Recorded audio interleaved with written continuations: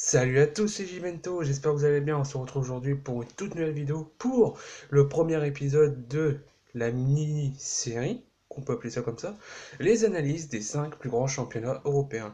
Et pour ce premier épisode, nous allons commencer par notre championnat à nous, notre championnat préféré, la Ligue 1 Conforama. Alors je vais vous expliquer le concept à peu près.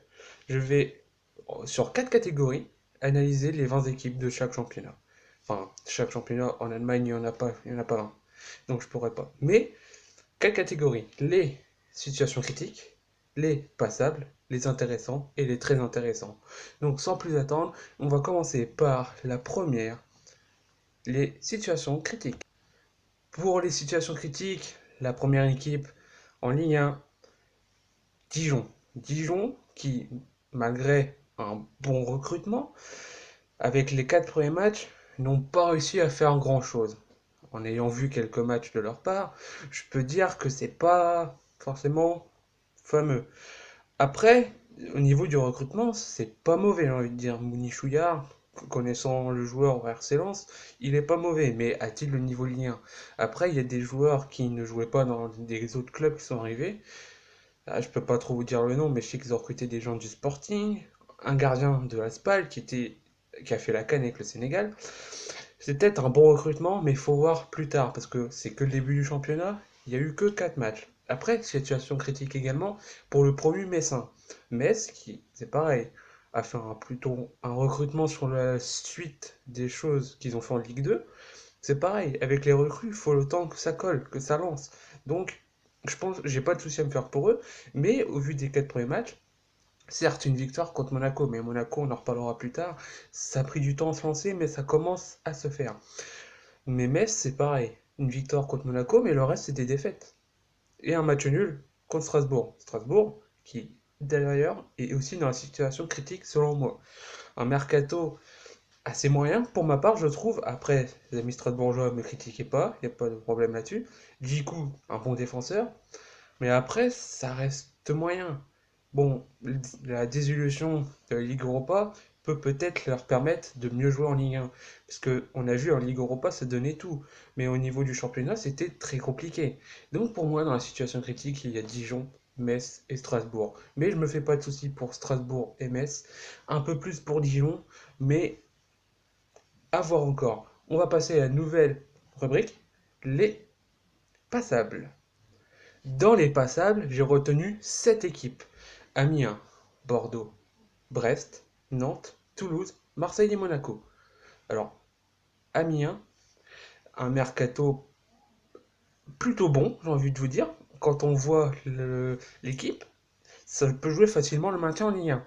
Après, on ne veut pas dire que le problème vient de l'entraîneur, mais un entraîneur qui n'a pas beaucoup d'expérience dans le haut niveau, peut-être que ça peut faire tâche. Mais quand je vois le mercato, quand je vois l'équipe et quand je vois les premiers matchs qu'ils ont fait, certes, il y a eu des défaites un peu bizarres, on va dire, mais l'équipe se tient bien, donc pour moi, il n'y a pas de souci. Après, pour Bordeaux, passable, parce que Bordeaux, c'est une équipe que j'ai du mal à cerner. Ils ont fait plutôt des bonnes recrues comme Koscielny et Mecher qui vont aider pour la défense, il n'y a pas de souci. Mais l'équipe est plutôt bonne, c'est une équipe qui va forcément se maintenir assez logiquement. Mais j'ai envie de vous dire qu'il y a quand même mieux. On peut faire mieux avec Bordeaux. Et si Bordeaux réussit à avoir un meilleur jeu, ça peut passer. Après, au niveau des passables, j'ai aussi mis le promu brestois. Brest qui a fini deuxième en Ligue 2, qui est une bonne petite équipe, et qui a fait un plutôt bon mercato selon moi, je trouve. Il y a eu des bonnes arrivées, comme par exemple Paul Lannes. Après, j'ai pensé à Grand Cyr, mais ça, c'est des joueurs qui doivent s'affirmer. Enfin, Grand Cyr, un joueur qui doit s'affirmer. L'équipe est restée à peu près telle qu'elle. Brest, pour moi, peut obtenir un maintien large, assez facile, finissant 14-13e pour moi. Mais, comme je dis, c'est le début de saison. En jugeant sur les 4 premiers matchs, Brest, pour moi, peut se maintenir assez facilement. Après, un maintien aussi simple pour Nantes. Nantes, équipe passable, qui a eu du mal à se lancer en Ligue 1 sur les 2 premiers matchs, j'ai trouvé. Mais avec les recrues qu'ils ont fait, je pense à Moses Simon, qui est franchement un très bon joueur, les arrivées de Coco qui s'est blessé pour 6 mois et Ludovic Black qui est un très bon joueur, je pense que c'est un mercato plutôt bon pour Nantes qui peut leur permettre de viser un peu plus haut que le maintien, mais c'est le temps que ça colle. Après, Toulouse. Toulouse qui est une équipe qui est là depuis très longtemps en Ligue 1, mais qui a du mal encore. Franchement, je trouve qu'ils ont du mal. Alors, ça va être simple. Toulouse, si vous retirez Max-Alain Gradel, c'est très compliqué. Mais alors vraiment très compliqué. Donc, Toulouse, je vais pas trop en parler parce que Toulouse, sans Saint-Maximin, c'est très compliqué. Il y a eu une bonne recrue, l'attaquant grec, je sais plus trop son prénom, mais c'est une bonne recrue. Mais ça va être très compliqué encore pour eux cette saison. Alors après, vous avez les deux dernières équipes, Marseille et Monaco, je les ai mis dans passable. Parce que Marseille a un recrutement plutôt moyen, mais qui peut avoir du sens. Alors Benedetto qui a eu du mal à se lancer, mais qui est en train de conquérir le cœur des Marseillais. Après Rongier, ça j'ai pas de doute sur le joueur. Ce que je reproche par contre à l'OM, c'est qu'ils n'ont pas réussi à pallier le départ de Campos qui peut faire mal. Parce que mettre Radonjic titulaire, je sais pas si ça peut passer. Peut-être que sous les ordres d'André Villas-Boas, ça va passer.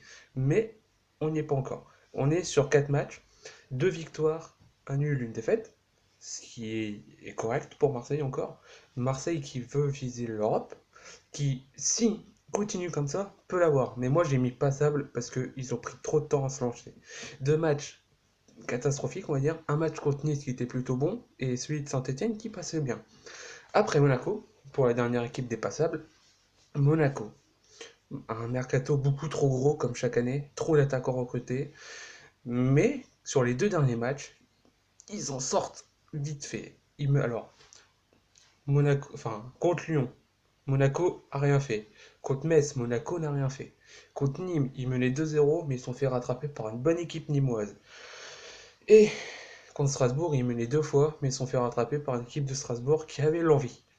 Donc à Monaco, il manque l'envie. Et si à Monaco, il y a l'envie, Monaco peut faire très très mal. Donc pour moi, Monaco est dans les passables, mais si la rigueur est là, peut aller encore beaucoup beaucoup plus haut. Donc on va se retrouver pour la troisième catégorie, la catégorie des intéressants. Pour les intéressants, j'ai visé 6 équipes. Lille, Nîmes, Montpellier, Nice, Reims et Saint-Etienne. Alors Lille, au niveau du mercato, c'est assez cohérent quand même. Alors tu perds Pépé et Léo pour plus de 100 millions aux deux, et tu recrutes des bons joueurs quand même comme Osimhen, Timothy Weah, Yacidji, qu'on a eu du mal à voir, Renato Sanchez.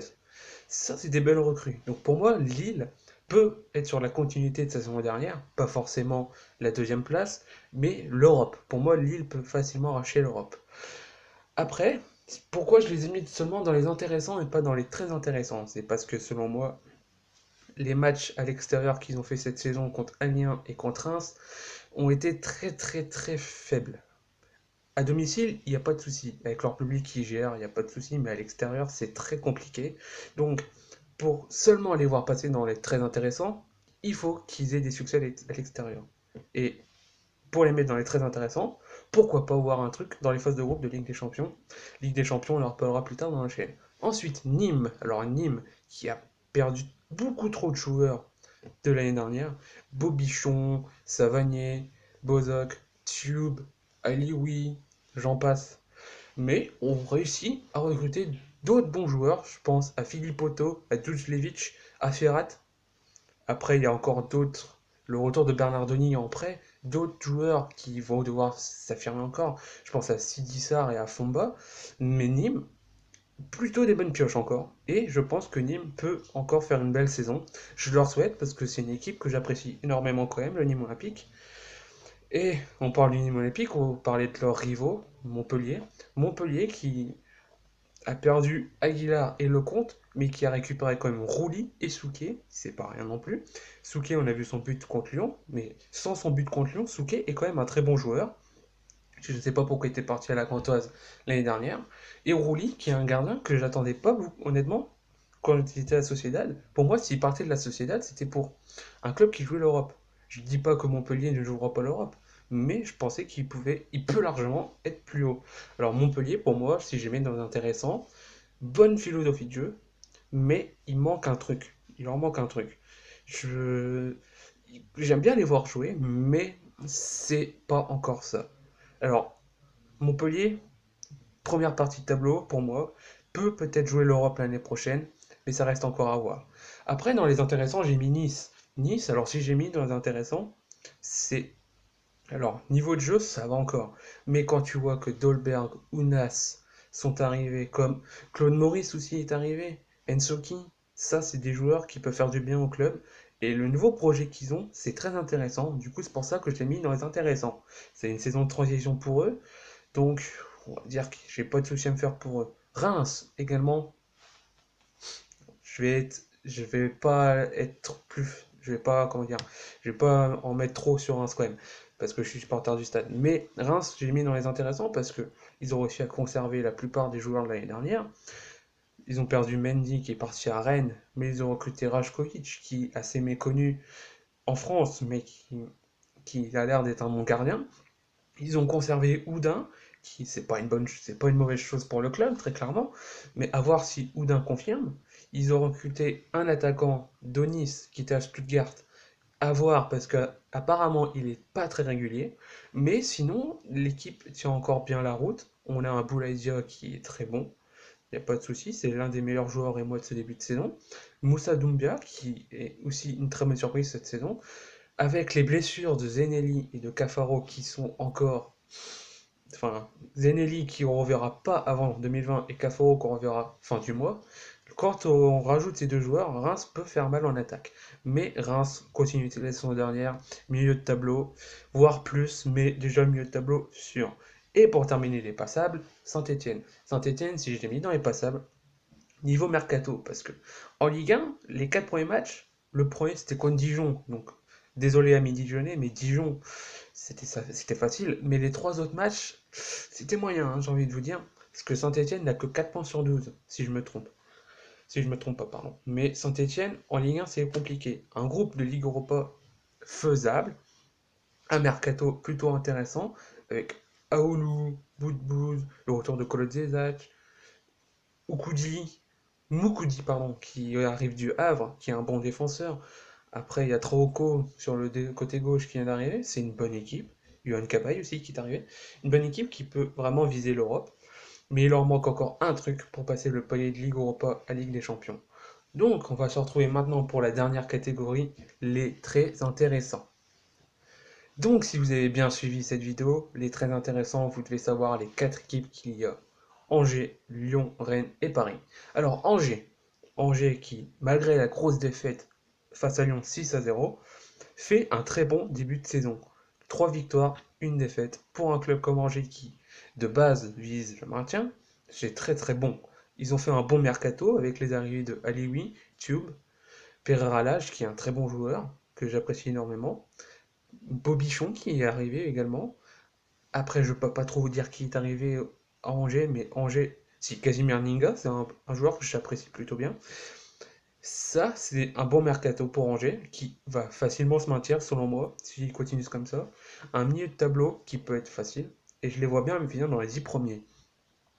Donc pour moi, Angers peut être une très bonne surprise cette saison. Dans les très intéressants, j'ai aussi mis Lyon. Bon, ce n'est pas étonnant. Ils ont fait un, alors comment dire, nouvelle ère dans le club avec Juninho, Silvinho. C'est plutôt bien lancé sur les 2 premiers matchs, mais les 2 derniers, c'est un peu compliqué. Mais je me fais pas de soucis, c'est que le début, c'est encore en rodage, un bon mercato. Je pense que quand l'équipe sera bien rodée avec Silvinho, ça peut faire mal. En Ligue des Champions, on leur parlera plus tard, mais ils ont un groupe abordable, largement. Mais pour moi, je pense que Lyon peut aussi faire mal. Équipe que j'ai classifiée dans les très intéressants, c'est Rennes.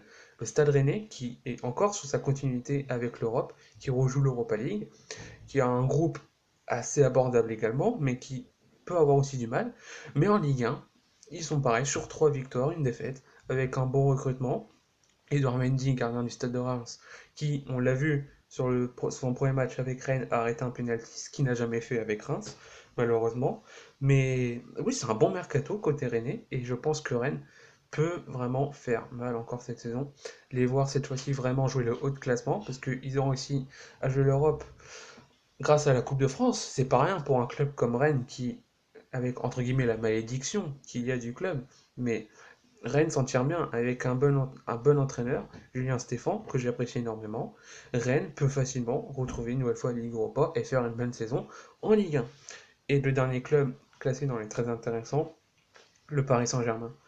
Certes, une défaite contre Rennes, justement, mais un recrutement bien géré grâce à Leonardo, qui est franchement quelqu'un qui a changé le club.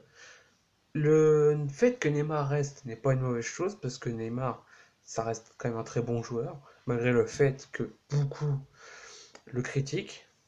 Alors si tu l'associes avec Mbappé, Cavani et Icardi, ça peut être très beau.